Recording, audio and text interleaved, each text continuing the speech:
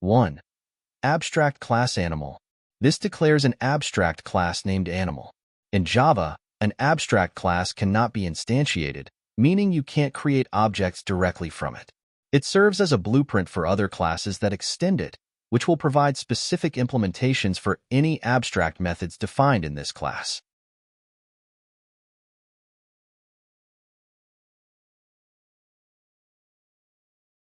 2. Private string name.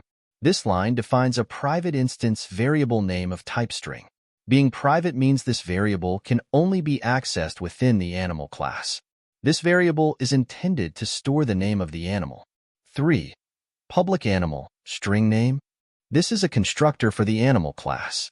It takes a parameter name of type string and allows subclasses, example, dog or cat, to initialize the name of an animal object when they call super name from their constructors.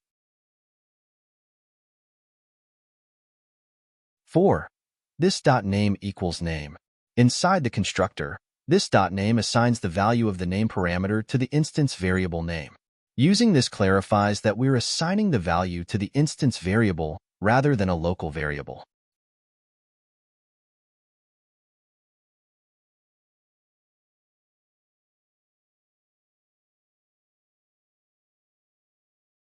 5. Public string getName. This is a public getter method for the name variable.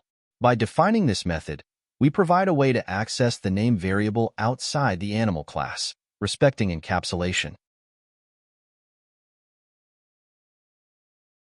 6. Return name. The getName method returns the value of name when called, allowing access to the animal's name by other classes.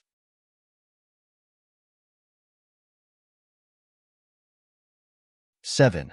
Public abstract void makeSound.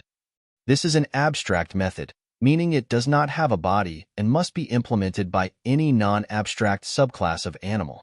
The makeSound method will be defined differently in each subclass. Example, dog may implement it to bark, and cat may implement it to meow.